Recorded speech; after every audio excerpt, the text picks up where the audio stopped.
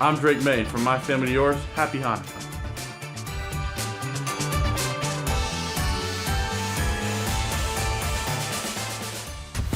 Next on All Access. I'm Dan Roach. After a tough loss here to the Buffalo Bills, the Patriots are on the road to Baltimore. Hear what they're saying about their big battle with the Ravens. We had an opportunity last week. We weren't able to take advantage of that opportunity, so just focus on going 1-0 this week. I'm Scott Zolak, and there was a lot of good plays that happened in the loss to the Bills. Mike Vrabel will take a look at some of them. Again, he wants to show everybody how fast he is, and, I'd like to stay up here and not trip.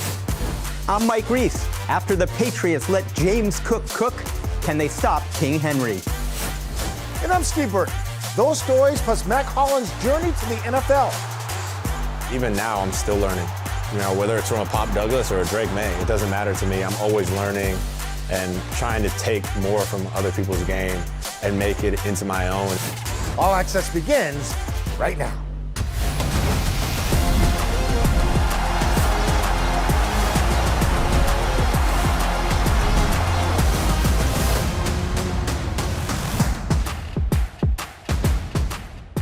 The Buffalo Bills remind everyone why they are defending division champs and ending the Patriots' 10-game winning streak. Hello, everyone, and welcome to Patriots All Access. I'm Steve Burton. Disappointing but not discouraging is how head coach Mike Vrabel described Sunday's loss. The push for the playoffs now continue in prime time. Sunday night with a trip to Baltimore to take on a Ravens team also playing for their playoff lives. We'll preview the Baltimore game, but before we do, let's look back at the sights and sounds against Buffalo.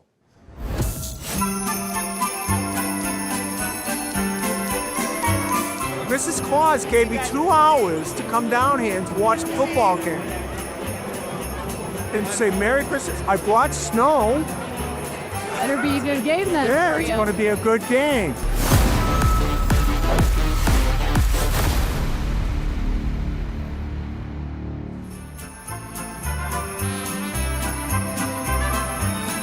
And hello again, everyone. A very pleasant good afternoon, and welcome to this encounter of the 11-2 New England Patriots and the 9-4 Buffalo Bills for a game we've been looking forward to for the last 2 weeks.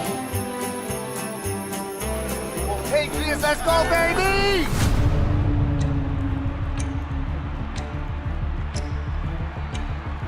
Lay it on the line. There's been no confusion. No confusion how we got right here. How we got this opportunity. We put the work in. Let's go put this on display. Gang on 3, 1, 2, 3.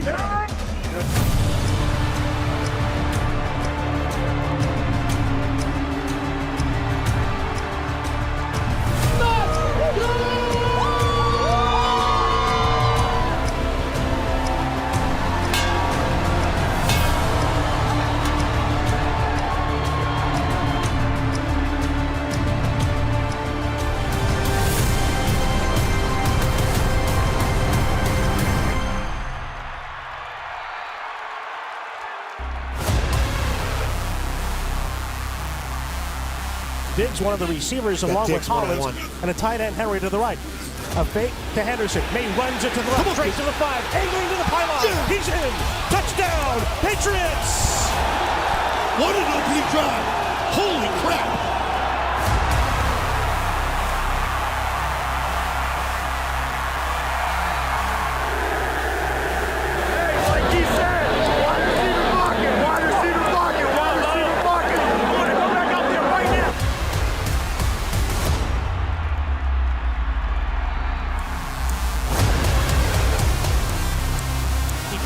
Snap. He draws. He runs up the middle. Untouched.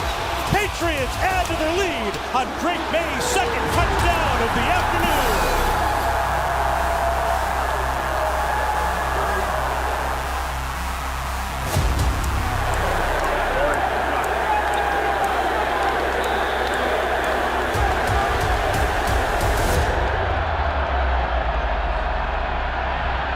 Dropped back away from the center. He's got Cook to his right. Shakir motions into the backfield and then redirects left. One of 3 receivers left as Allen looks that way before he steps to his right. He starts running. He's drilled from behind. Puts the ball. Let's go! Hey! Get your boy! We all got you! Great job. Let's keep it going, yo.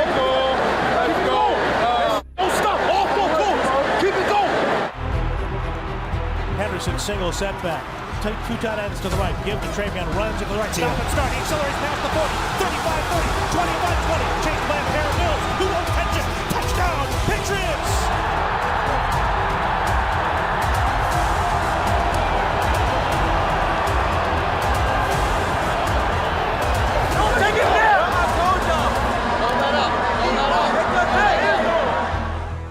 And it's the Buffalo Bills and have taken a 28-24 lead. 10:03 left in regulation.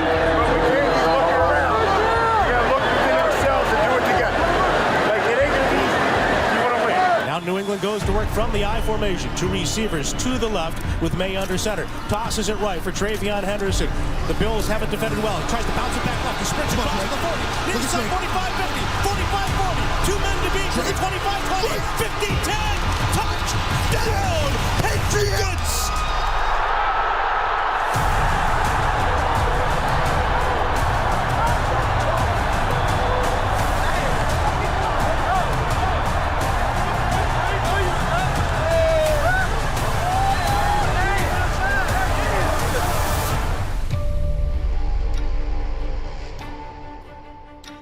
Second and 1 handoff. Cook runs through the middle. He's got a touchdown. He ran right past the Patriots defensive front, and by Jalen Hawkins, he tried to scrape him at the shoelaces, and Buffalo has regained the lead.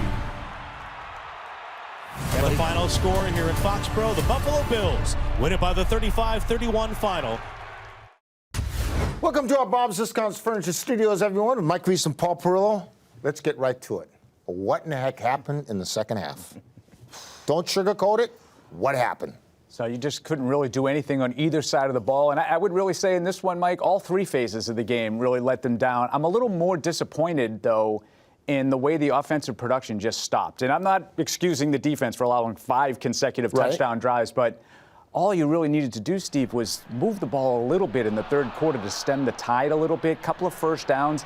They just couldn't. 18 plays of offense in the second half, just not enough. So are you putting more on the offense than the defense? In this particular game, yeah. And again, I'm not excusing the defense. You can't allow 5 touchdowns in a row, especially the one after the holding call down in the red zone. You get a third and goal from the 14, and then you give it up again. Not excusing the defense, but the offense was cooking, Steve. What happened in the second half? Steve, it's a long list. We probably don't have that much time to get through it, so I'll just give you my number 1 thing on the list. Go ahead. They lost control of the line of scrimmage. And to me, like, football is a complex game, but you can simplify it. And if you can't control the line of scrimmage, it's going to be hard to win. The Bills just ran right through them.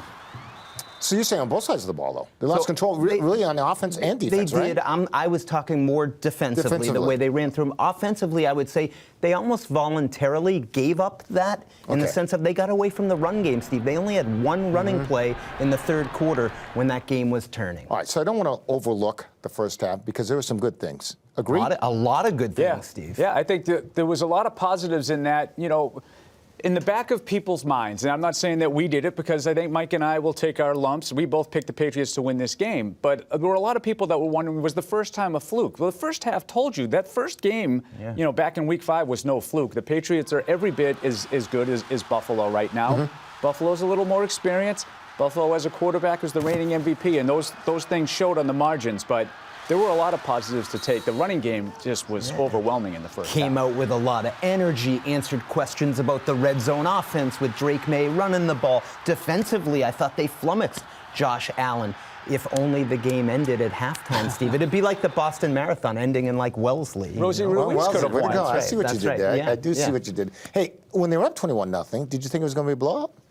I thought they would win the game. No, I thought they would win the game, but I didn't think it was over. I am being honest because I have too much respect for Josh Allen in that offense. What I figured, though, Steve, and this is why, I know you keep looking at me with this puzzled look, this is why I was more disappointed in the offense. I figured it'd be like a 38-27 kind of win. I knew Buffalo would have a pushback.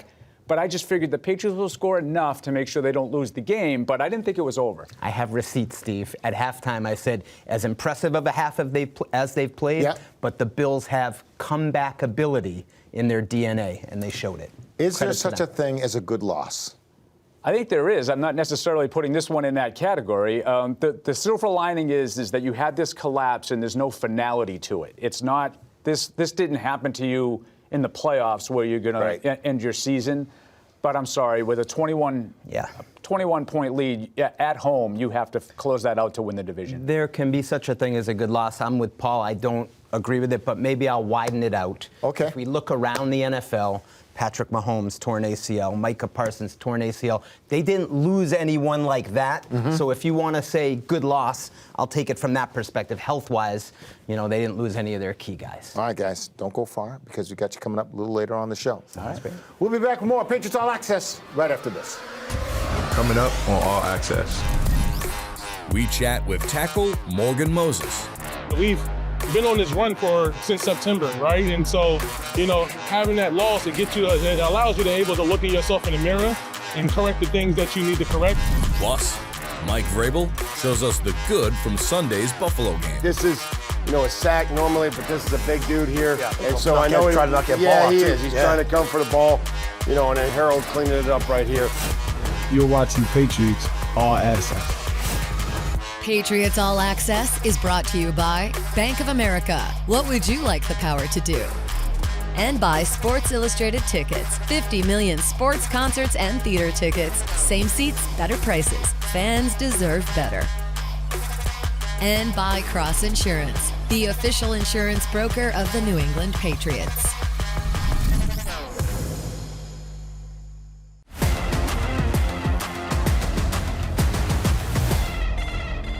Welcome back to All Access. It's been nearly 3 months since New England lost. Dan Roach checks in on a Patriots team eager to turn the page. They had leads of 21-0 and 24-7 here at Gillette Stadium against the Buffalo Bills, but they couldn't pull out a victory on Sunday. However, this team is ready to move on. It stings, it stings when you don't come up on the winning side, but we'll try to learn in this league. It's on to the next week. That was a good team that we played last week, so turning the page, a lot to learn from, and moving forward, we got to be better in certain situations, and we will be. Don't look now, but here come the Ravens, a team that started 1-5, but has won 6 of its last 8. A Sunday night prime-time battle is ahead. It'll be playoff football. The atmosphere of the opponent, it'll be a good challenge for us, and so it's just a good op to just put who we are on film in front of the whole country. The Pats defense had 5 starters miss practice Wednesday, and against the Bills, they had issues stopping Josh Allen and James Cook. This week, they deal with Lamar Jackson and Derrick Henry. Henry 11th all-time in NFL history in rushing yards, a tough matchup for a run D that's had problems of late. Nobody that's emulating his style for sure. So it's a challenge for sure. Obviously, the last couple of weeks, it's been slowly creeping up on us, and last game it bit us, so. Kyrus play the role of Henry on the scout team? Man, that would be crazy. But I'm sure Braves got a surprise for sure when we get on that field, though. The 11-3 Patriots can clinch a playoff spot Sunday, either with a win over the Ravens, or a Colt loss or tie, or a Texans loss or tie. Just focus on going 1-0 this week. We had an opportunity last week. We weren't able to take advantage of that opportunity. So, this is another good team. We're going somewhere, another World Warrior environment. So, look forward to it. Here's this week's Next Gen Stat, brought to you by AWS. Travion Henderson rushed for a career-high 148 yards and 2 touchdowns on 14 carries against the Bills in Week 15. Henderson was particularly effective out of jumbo formations, where he accumulated 122 yards and both touchdowns on 8 carries, the second most rushing yards by a running back out of jumbo since 2016. You got to be kidding me!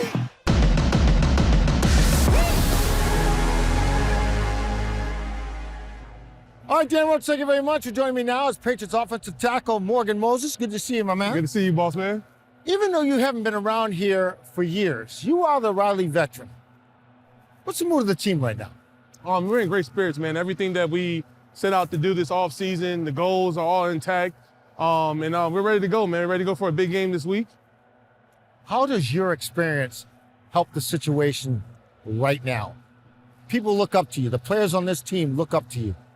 It's a good feeling, man, number one. But obviously, being a veteran guy that's played a lot of football, a lot of these guys haven't played meaningful football in December and January. So to have that opportunity that presents itself, number one, we worked hard as hell to get here. We did the things that we were supposed to do, and now we gotta cherish these moments. Is this a good learning opportunity for you guys? 100%, 100%. You know, anytime you get to play meaningful football in December and January, again, meaningful opponents, these are playoff games before the playoffs even start. So good point. To be able to get that, you know, those looks, those feels in packed stadiums, you know, obviously Sunday night against the Ravens is going to be electrifying against a great team that's greatly coached for years.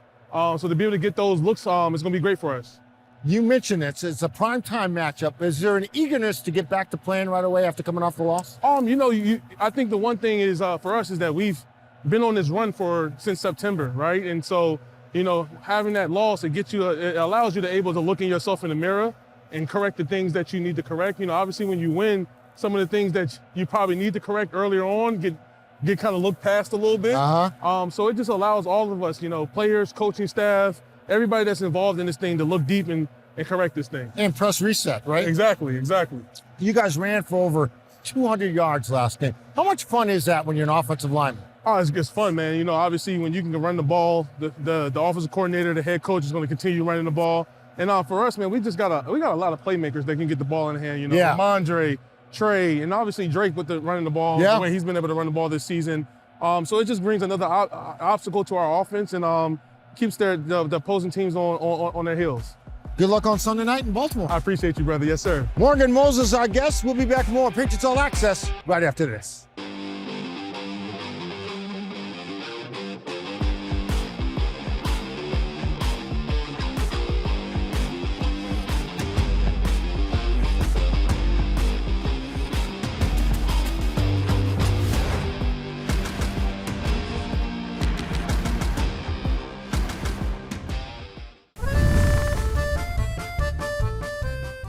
Hi, I'm Marcus Jones, and from my family to yours, happy Hanukkah, everyone.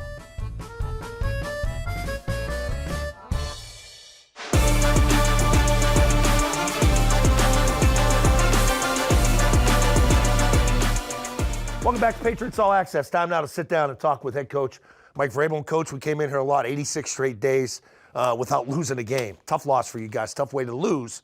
And I know the ending wasn't what you wanted, obviously. Well, but losing, there's a tough way. Yeah, there's a tough way to lose, and I think that's always when you lose. It's tough, and it's disappointing, but we're not discouraged, and there was a lot of good things. Yeah. A lot of things that we have to fix, and again, that complementary style just wasn't there when we needed it. And, you know, we have to get back to that, and again, take the stuff that we did well and continue to use that and gain confidence, but you know, have to fix it against another quality opponent this week. How do you balance that, the good with the bad? Like, and I know you want to really get after the bad and like to fix things, but you guys did do a lot of good things. Yeah, I mean, you try to stay consistent through those through the wins and through the losses, and try to show them the good, the bad, and the stuff that gets you beat. And we just have to, you know, because there is a lot of good things. And again, we just have to coach it and be consistent and practice it and listen for. Understand explanations, but not allow for excuses. Listen to the guys after the game, specifically veterans. Seemed like the messaging was, we got to find a way to do a little bit more, each guy. Is that sort of it? Here's where it is. If your best players don't play good in this league, you are going to have a tough time winning. And I think you've seen a lot of NFL football games to understand that. And that's what this game comes down to. It's kind of why you said that about Josh Allen, right? It's why they pay him $60 million. There's a reason. Okay, Ravens coming off probably their best game of the year. They had a tough stretch there. They're starting to come together, knock the rust off. You know number 22, Derrick Henry, intimately. What makes him so damn good in this league? Well, first of all, it says it's a good football team. They're 6-2 off the bye. They're no strangers to winning, and they understand what it takes to win. And as it relates to Derrick Henry, I mean, he's just a dynamic back that doesn't run outside zone. He runs inside zone, gap scheme, outside zone. You know, so this is a challenge. We have to be able to find ways to get to him early. He builds speed, and it's a tough tackle. I know you guys are nicked up specifically in the defensive end, and you got some guys stepping up, some for the first time, trying to make adjustments, make plays out there. You face another very mobile quarterback this week. I'm not comparing Lamar to Josh Allen. They're two different animals. But preparing for a mobile guy back-to-back weeks, does that help a little bit, sort of in the mindset of you have spacing? to assume every week nowadays in the National Football League there's there's an athletic presence, and so that's not going to change unless Joe Flacco comes back around and plays again for the Ravens. Phillip Rivers, and but again, every week is a new challenge, and what are you going to do with the coverage? What are you going to do with the rush? And you just see how critical it is that you're able to contain, that last player with the football. He's an equalizer. I remember sitting with you here, and the wins weren't as many as the losses when you were heading to Buffalo on a Sunday night. Another primetime game, national stage, Sunday Night Football. Another great opportunity for you guys. This is a game you live for, right? Sure. I mean, I told the team, we've won 11 games together, and we've lost 3. We need to find a way to win 12. And that's what the message is, whether it's Sunday at 1 or Sunday at 8:15. And we've played on this stage, and we understand, but every week is a challenge. All right, time now for the Sports Illustrated Ticket Question of the Week, and it comes from Stanley. Ask the question. I think it's a pretty good question. Players, as far as input when you're designing plays, not necessarily week to week, but how much input do players have, say, when you're installing, going back to August, or, hey, we see this new wrinkle our team has, let's try this? Yeah, sure. I mean, I think that we want to take their input. We want to also make sure that what we're doing, that we're on the same page, and that they're understand what it is that we're doing, and then allow for conversations. And we'll call that professional initiative. And if they've shown the way to be able to do it, then would love to have any ideas that they have and any input that they have. My job is to listen and listen to the players and understand their position or understand what it is that they're trying to do, and to help them. And then again, try to do what's best for the football team. Okay, if you want to ask the coach a question, like Stanley, you have to follow the team at patriots.com/askthecoach. Like I said earlier, we did some good things in this game. Come back later, look at a couple of positive plays from that game. Of course. All right, stick around. More Patriots All Access will return right after this, and we'll have some X's and O's. Coming up on All Access. The Patriots spread some holiday cheer this season. So it's amazing just to, come in and, get your mind off football and just be able to give back to the kids, and their smiles make it all worth it. But first, we chronicle Mack Hollins' path to the NFL. Growing up, I was always taught, like my dad always said, just you need to work as hard as you can. Hard work will get you wherever you want to go. You're watching Patriots All Access. Patriots All Access is brought to you by Gillette. Gillette's best shave is now the best a fan can get. Get it while you can at Gillette.com/NFL.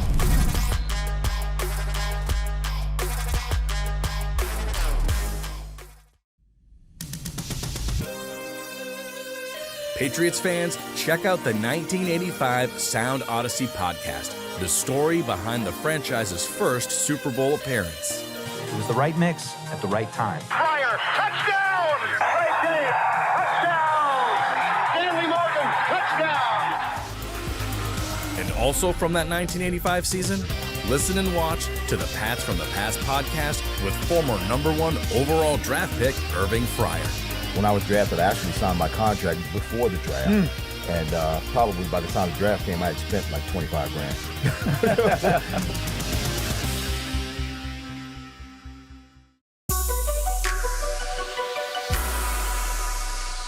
Welcome back to All Access.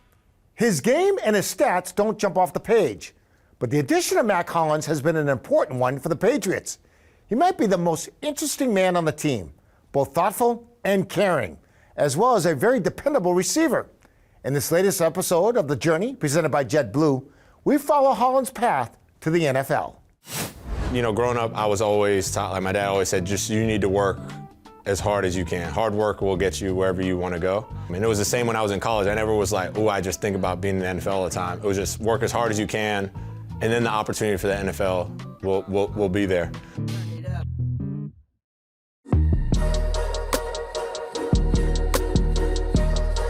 In high school, I played receiver primarily, played a little bit of defensive back. But as a receiver, I was just really athletic. Could run fast, could jump high, but I wasn't a natural hands catcher and wasn't just a natural route runner. Because I didn't really have to do that in high school. I could just run faster than everybody and jump over people, and I was fine. At North Carolina is where I kind of was able to hone my skills. So Mack came in 2012 as a walk-on deep snapper. He wasn't a good deep snapper. He was really terrible. I don't know about terrible. Mac, don't hate me for this, but he wasn't a good snapper at all. So I would go and take footballs and I'd put a trash can 15 yards away and I would just snap footballs into a trash can. I just learned how to long snap because I was like, if anything, I can long snap and make it to the NFL. So I was not terrible. I was below average, but I'm a lot better since then. I'm a reliable long snapper if it came down to it. But he had skill set. He could run, he was physical, he had a great mindset, he worked his tail off. So that whole year he was on the scout team, he redshirted in 2012. And I ended up telling Coach Fedora, who was the head coach at the time, I ended up telling him, this guy's gonna start for us on all 4 special teams. This is like midway through the year, because anytime I needed him to do a specific job or be a look of their best player, I put him in that role and he would dominate. Well, our guys couldn't block him, they couldn't hold him up, they couldn't do anything. These are starters. Complete, lunging for the pylon touchdown. Hollins with the score. And it's hauled in. Mack Hollins. Hollins makes the catch for a Carolina touchdown. So I actually almost missed my draft call. I was working out in the morning. I guess it was Saturday, so it was day 3, round 4. The Philadelphia Eagles select Mack Hollins, wide receiver, North Carolina. That's a great pick. So I almost missed my call. I was like fresh out of the shower, came downstairs and got a call from Philly. What I always go back on and what I'll never change about is the special teams aspect of it and how important that was for me and how that actually was a big reason on why I still got drafted in the 4th round, because I ended up breaking my clavicle halfway through my senior season, tearing my quad during the first rep of the combine. So I didn't really do anything for 5-6 months, and teams still drafted me because I had more tackles than anybody in the country on special teams. Defense is caught for a touchdown. The rookie Mack Hollins with his first career touchdown. 6 different teams is obviously a lot for guys, but I think throughout that journey of the 6, I kind of picked my destiny with all of them. After that, every team I was able to, if I wanted to, stay, but instead bet on myself, saying, hey, when I left Miami, they saw me as just a special teamer. Same going to Atlanta, same going to Buffalo, and now same here. But throughout that journey, whether it was Alshon Jeffrey and Torrey Smith in Philly, even a Devontae Parker in Miami, going over Devontae Adams in Vegas. Just throughout my whole journey, there's always been people, because I never think I'm too old to learn. I guess the rest is history now, 6 teams later. Mack Hollins across the middle of the end zone on a quick hitter, and the Patriots add to the lead. Even now, I'm still learning. Whether it's from a Pop Douglas or a Drake May, it doesn't matter to me. I'm always learning and trying to take more from other people's game and make it into my own and continue to evolve. Every part of it was worth it, and I wouldn't change it for the world.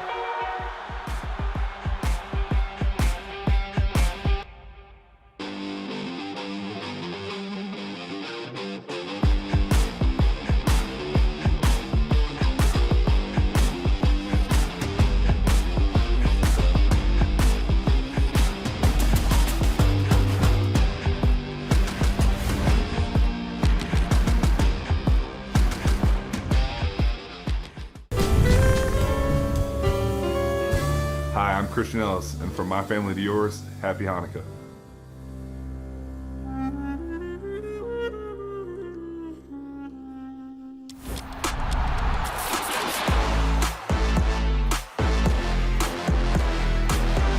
Quite possibly the most memorable game in Pat's Ravens history was their Monday night matchup 18 years ago. Patriots were riding high, hoping to remain unbeaten, while the Ravens were on a 5-game losing streak. Baltimore took a 24-17 lead into the final quarter. At the 10, at the 5, and he is down and he is in for a touchdown. Willis McGahee. And with a little over 3 minutes left in the game, New England had the ball, trailing by 4. Diving catch by Benjamin Watson to midfield. 3 times the Ravens had seemingly stopped the Patriots. A trifecta of poorly timed timeouts and penalties gave the Patriots extra life. Fires left, caught in the front corner. Oh my goodness. New England still had to survive a close call on a Hail Mary to stay undefeated at 12-0 with a thrilling 27-24 win.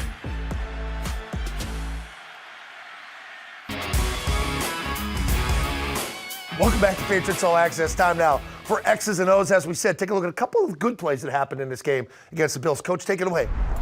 So obviously here we're down in the red zone. We made a big point of emphasis of it all week about getting touchdowns, scoring touchdowns in the red zone. You know, we're not at a great position here. You're second and goal from the 7-yard line, 8-yard line, and again, it's about us predicting coverage and predicting what's going on. We end up in empty. Yeah, so 3 over 2 here, 4 over 3 here, which leaves us a little bit of space in here in the middle. So really, we've got an option to be able to throw this football out to either side. You know, we don't here. You can see we do a nice job of getting them up the field, and then, you know, all this space in here for the quarterback to be able to go and be able to take a peek, look over here. And again, is that built in to the call? Yeah, it's built into the call. Yeah, okay. You know, we got to understand based on the look that we're getting. Here's one thing we talked about though, right here, as it relates to the goal line. So we're always coaching. This is a great play, but understand we can't start doing this here short of the goal line. Right. You know, the ball comes out, it's wet, whatever it may be, snow, just the conditions. Point. Somebody coming in. Yeah, this is a great play, and we're excited, and we're going to celebrate this touchdown. But we always talked about the ball security, not relaxing until we're in the paint and we see the paint in the end zone. Good call. So big play down there for us to get us going there early. Defensively, you know, able to get things, you know, kind of cooking here. They really nice job here with Christian and Harold being able to create the penetration. You know, we get good tight coverage. We're on body here. We're on body there.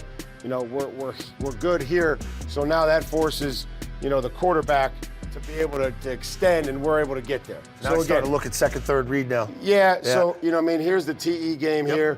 Christian does a good job of getting in the crease. You know, Harold loops back around.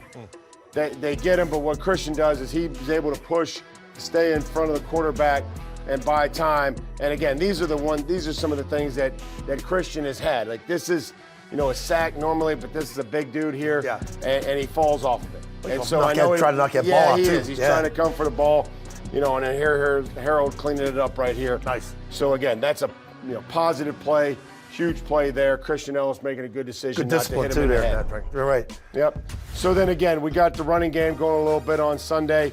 You know, we did a little bit with the jumbo personnel. You know, one thing we always coach our defensive ends to do is we always want to take a chase at the depth of the ball. And again, this is something that happens routinely in this league is these guys over here on defense are working like heck to do a good job. We're trying to create some space. You know, Travion sees that it's walled off, obviously. There's nowhere to go. So then he starts looking back one gap at a time back inside. And you can kind of see, you know, what his ability is able to do. You see Hunter finishing on the backside. And then really the most important one is here's our quarterback, you know, out in front of it. I mean, it's great vision there.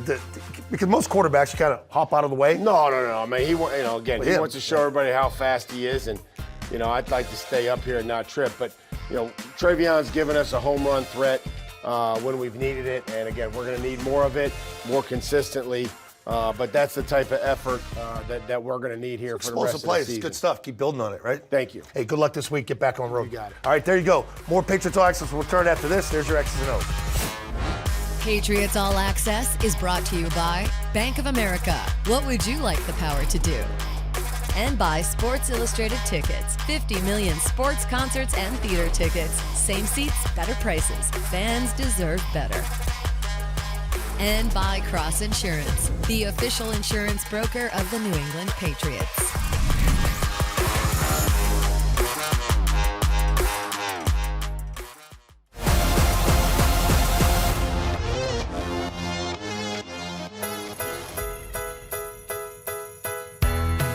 The Patriots Charitable Foundation hosted nearly 100 children from area shelters and community centers for a magical holiday evening.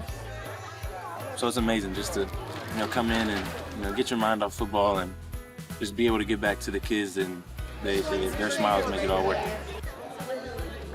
Socks are good stocking stuffers. Shopping with players, lots of toys, and ornament making were just some of the night's highlights. I can't let you get me back. man. Welcome back, everyone, to our Bob's News Conference Studios. Back with Mike Reese and Paul Perillo.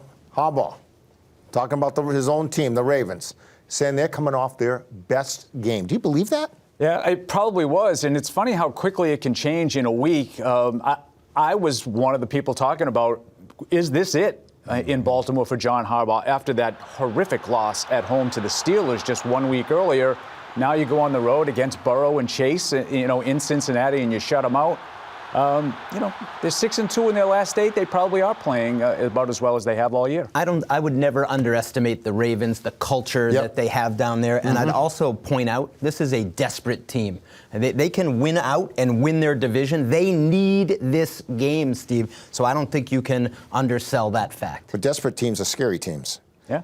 And can Baltimore take the blueprint of what the last game? Yeah, Buffalo, yeah. Buffalo just handled the Patriots.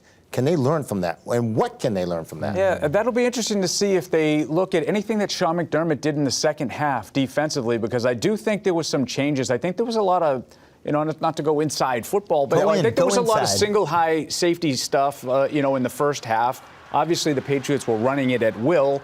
They dropped back to two safety looks in the second half, and I think they caused Drake May to hold the ball a little bit longer than he normally does. Looked like they had him confused at times. Some of the pre-snap stuff may have been a little bit different, and they covered well. So I think, if Baltimore was looking, they certainly have the personnel with guys like Marlon Humphrey and Kyle Hamilton in the back end to make life difficult on Drake May. Definitely. So when the Patriots offense and passing game is at its best, Drake May is seeing the same picture as the receivers. And I think what Buffalo did, from my view, is they sort of changed the picture on them after the snap. And so the Patriots had to adjust on the fly. If Baltimore can do the same thing, and every scheme's different, right? But it wasn't a lot of pressure, Steve. They didn't bring a lot of blitzes. They rushed the standard 4, dropped 7 back, and they spied Drake May late. Didn't let him escape as a rusher. That would be something I think Baltimore would look to as well. Patriots had trouble stopping James Cook. How in the heck are they going to handle Derrick Henry? Yeah, different kinds of runners, but there's the similarity that I did see, and Mike mentioned it in the first segment about the lack of control of the line of scrimmage, and a lot of the stuff with Cook was right between the tackles. A lot of power duo stuff right up front. That's how they want to run Derrick Henry. Now he is a big bruising back who you can't allow to get going, because once he gets in the open field, he's impossible to stop. But different challenge, but maybe even more formidable one. Maybe just pray. No, I'm joking. Everybody hold hands. I'm joking. Everybody Steve, hold hands. Steve, what they can play better run defense. Right. I mean, it's going to hurt to not. It's going to hurt to not have Milton Williams. He's not available at the earliest till next week against the Jets. Robert Spillane, the linebacker, who's probably their best run defender at linebacker. We got to see whether he's there. That would help, right? They missed him. And I think, what did they say, Steve? The best run defense. They build a wall. Right. They set the edges and they swarm. And so they got to get back to doing that, because they didn't do that enough in the second half against the Bills. I'm going to bring up a ridiculous question, but I'm going to ask it. Because momentum is going. Is it going this way? Is it going? Is this a must-win? Steve, you got to stop riding the roller coaster every week. I'm sorry. They won 10 in a row. I'm getting a little nervous 1. here. Yeah. Is this a must-win for the Patriots? It's not a must-win, and I'm going to tell you why. I mean, listen, I'm not going to lie and Do you tell you I'm not understand concerned. why I'm I asking the do. question? I don't want to let this slip away. Win or lose on Sunday, if the Patriots win the last 2, they are AFC East champs. So for that reason, I'm going to say it's not a must-win, but it's must-win adjacent. It's close. Oh, I like that. I was going to say it's a must play well. So if you lose the game and you play well, it just means you got play well. You had to just play like Steve. You can't play like you played in the second half and lose the game. Like, you need to play tighter and be competitive for 4 quarters. They need to win. Well, will they? That's the question. Will they? Prediction time. You like how I did that? I did. For a month, I've been having this game completely locked up for the Patriots to win this game. I didn't think there was really much chance. I didn't like anything that I was seeing from Baltimore. And, you talk a little bit to people, around there, like the desperation factor. Now I'm concerned about the Baltimore game. Yeah. Now I think the Ravens are going to win this game at home because they have to. Yep. And I'm going to say 27-23 Baltimore. But I'm with Mike. This is going to be a tight, back and forth kind of game. Give me something, Mike. Bounce back game. I can't do it, Steve. I'm going to go Ravens 23-20. I'm concerned with what I saw run defense-wise. Yep. And if you're going to tell me Spillane's going to be there 100%, that Milton Williams is back. I see the potential for improvement, but until they prove it, like I got to go with the home team in a must-win situation. Okay, I'm going bounce back. Bounce back in. All right. And you'll let us hear about it afterwards. Don't you worry. You know I will. Thank you very much, guys. All right, Steve. That will do it for this week's edition of Patriots All Access. For Mike Reese and Paul Perillo, I'm Steve Burton. Have a great week, everybody.